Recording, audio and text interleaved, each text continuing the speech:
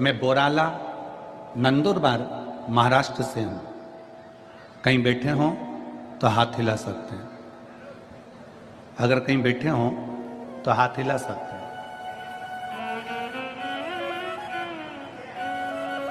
मैं योगेश रतिलाल पाटिल, मैं बोरला नंदुरबार महाराष्ट्र से हूं। पत्र को आप लोग आस्था चैनल पर और एलईडीओं पर पढ़ सकते हैं। अगर पत्र को पढ़ना हो, एलईडी पर दिख रहा है पत्र, एलईडी पर पत्र को आप आस्था चैनल पर पढ़ सकते हैं।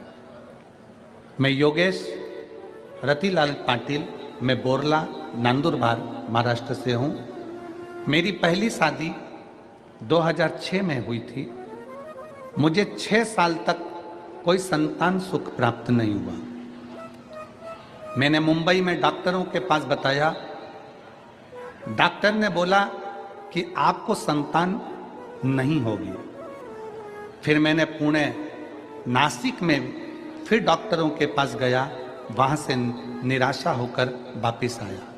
मुझे संतान ना होने के कारण मेरी पत्नी मुझे तलाक देकर चली गई।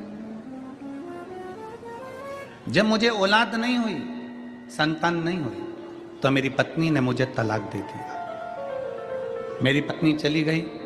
फिर मेरी दूसरी शादी 2015 में हुई। शादी को 5 साल हो गए, तब मुझे संतान का सुख नहीं मिला।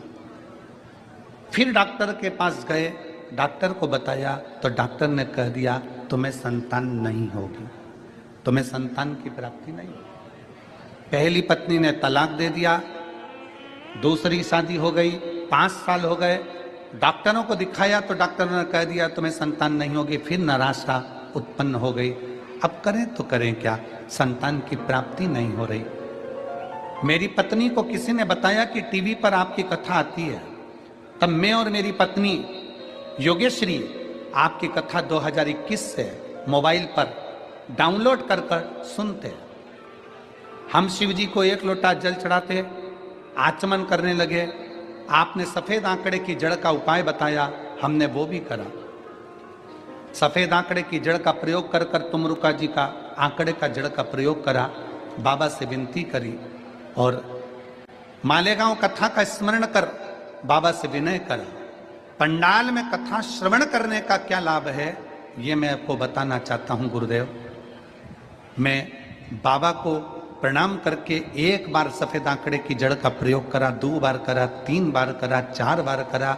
दुनिया के लोग 1-2 बार करते होंगे, मैंने 4 से 5 बार सफेद आंकड़े की जड़ का प्रयोग करा और फिर पंडाल में बैठकर बाबा से विनती करी।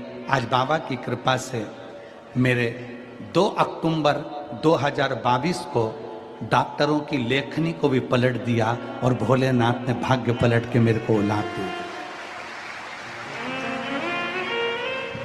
कहीं बैठे हैं, अगर बैठे हों और अगर बच्चा साथ में आया हो तो उसको मंच पर ला सकते हैं, व्यासपीठ पर ला सकते हैं।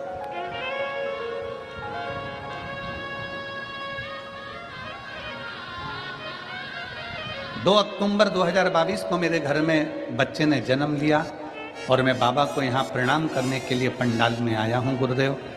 भीड़ बहुत होने के कारण पीछे हूँ। अगर कहीं बैठे हों तो अवश्य। शिव तत्व आ रहे हैं बच्चे को लेके। हाँ ठीक है, आ जाइए। क्या देगा बाबा पंडाल में बैठने पर? उस भाई ने लिखा मुंबई के डॉक्टरों को दिखाया, सबने मना कर दिया। पुणे के डॉक्टरों को दिखाया, नासिक के डॉक्टरों को दिखाया, पर सबने मना कर दिया।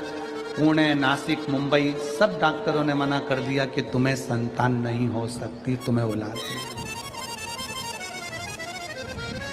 पहली पत्नी ने केवल संतान नहीं हुई इसलिए तलाक दे दिया और दूसरी संतान 5 साल तक औलाद नहीं हुई, तब किसके भरोसे रहे, किसके आश्रित रहे? कोई ने कहा सियोर वाला महाराज कथा करता है, आसन लगा कर सुनो।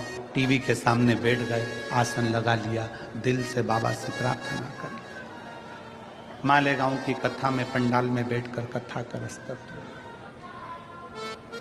सुन।